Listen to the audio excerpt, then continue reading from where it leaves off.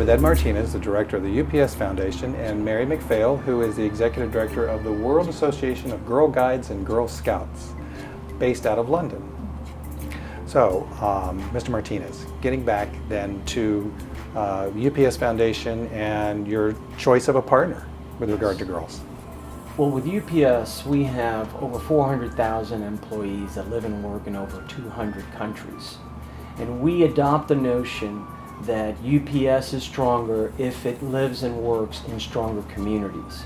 So we sought out a global partner like the World Association of Girl Guides and Girl Scouts because they offer a network of 145 country organizations where our employees can engage and fund their programs and help build stronger communities in those countries. So this is more than just a corporate donation. This is employee engagement on top of the donation and the leadership that you provide? Yes. We also adopt the practice that our money follows our people. And so we will only invest in communities where our people live and work, which is in over 200 countries. So things are stepping up. You're actually getting more and more effort with regard to girl empowerment around the world. Tell us some of the success stories that you've had, particularly in Madagascar. Sure.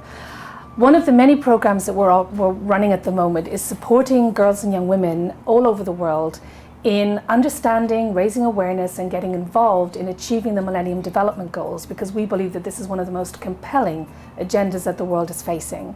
Now, in so doing, we're supporting hundreds and sometimes thousands of girls in advocacy training so they learn what it is, what the issues are, and how they can speak up for themselves, for other girls and young women, and for their communities. And the young women that I'm going to talk to you about now, Prisa, is a girl from Madagascar who was part of the delegation that went to the negotiations in Copenhagen earlier last year, and supported by UPS. Now, this young woman had never been outside Madagascar before, had never attended an international event. With a lot of support and training, we brought over 25 young women to that place to engage in conversation, to advocate, to network, and to make a difference there. What's the kind of training? What is it that you guys actually do? What do you help them learn? We help them learn about advocacy. So what does it mean? How do you set about understanding the issue? How do you set about identifying the particular difference that you want to make or your organization wants to make? And then how do you go out there and network and actually do the work on the ground at the UN, in Copenhagen, meeting the right people, getting to the media, having your voice heard? So this group did all of that, and Ed was there to witness that and to join in what was a very successful understanding for young women about how they can be heard. And then when Prisa went back to Madagascar, she was able to make contact with the UN agencies that she'd spoken to while she was in Copenhagen, organize a public community meeting where the leaders of her community were willing to listen to her, and her commitment to supporting them, the leaders, the community, to engage, to contribute, to take control themselves about what's happening in Madagascar. And she is still a great success story. She's actively engaged now as an activist in sustainable development in Madagascar, as well as, of course, being a Girl Guide and continuing with her life. Now, your partnership with UPS is truly global. Yes. Are there harder places to work in than others? Yes, of course there are. I mean, in our 145 countries across the whole world, we can see that in parts of Africa, for example, the opportunity is there, that the young women want to engage, but we're not able to resource the organization to take that next step, to reach out, to provide more opportunities for girls and young women to engage. So there's a real struggle in some parts of Africa. We also would say in some parts of Central America that we're actively seeking donors to support our work in those areas. When you announced this program among the UPS employee base, were they glad that you were taking this global step? Immediately embraced. One point that Mary will make is that there is an alumni of over 250 million Girl Guides and Girl Scouts throughout the world.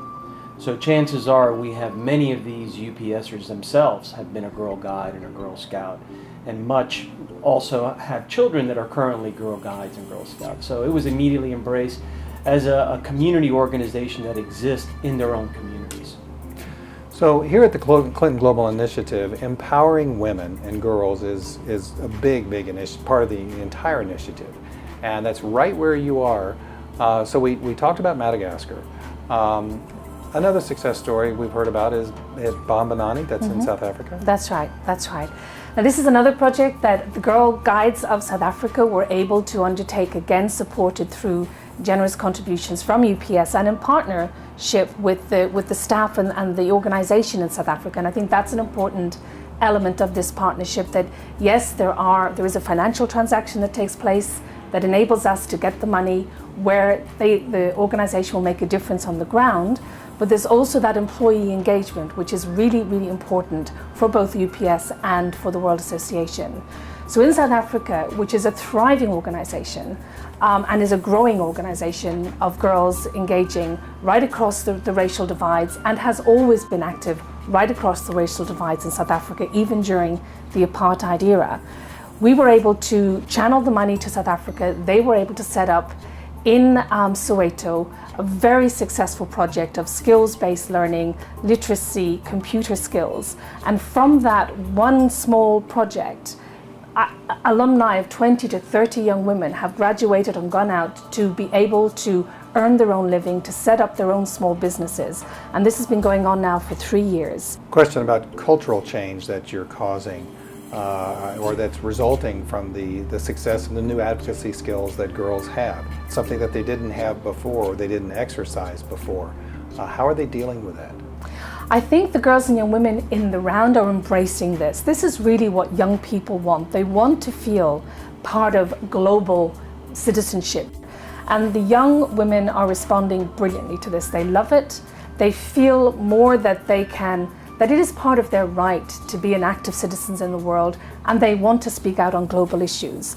Now, the challenge may come indeed from their community setting, where, in their empowerment and as they grow into leaders, it's shaking some of the cultural norms and the traditions within their communities, whether it's in parts of Africa, parts of Asia, indeed parts of Western Europe.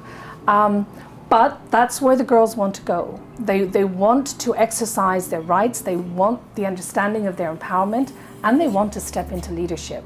And our job as the World Association of Girl Guides and Girl Scouts is entirely to support them to do that. They are the best advocates for themselves, and girls and young women speaking for other girls and young women is what we are all about. And of course, UPS itself is all over the world. As cultural change happens and women and girls become more empowered, how is UPS reacting to that change? How are you embracing that change? In many parts of developing countries, girls continue to be disenfranchised and subordinated, and the World Association goes a long way in giving these girls hope, opportunity, and skills to be a part of their community and to rise above their current means. And so that's an important part of the equation for UPS, because as women become vital components to their communities and thrive and build businesses, then we believe that community will be stronger, and that's important for all businesses. 20 years from now, you're looking back and you're looking at what was successful. Tell us about what it was. What's to come that's going to make it successful? I think that it's Girl Guides and Girl Scouts all over the world moving from keeping the activity and the great community service that takes place every day, one of the best kept secrets in the world, to us transforming our approach and being willing, able and active in speaking out about what we do, but also speaking out on behalf of girls and young women all over the world. We've heard in these last few days here at the Clinton Global Initiative some of the most horrifying and shameful statistics about what is happening to girls in all parts of the world. And as an organization, we have committed next year to launching a global advocacy campaign against violence against the girl child, violence against girls. So we will have our 10 million girls all over the world actively advocating to stop violence against girls in their communities, in their countries, and also at the global level. And I think that is the transformative impact of the World Association stepping up into our next century.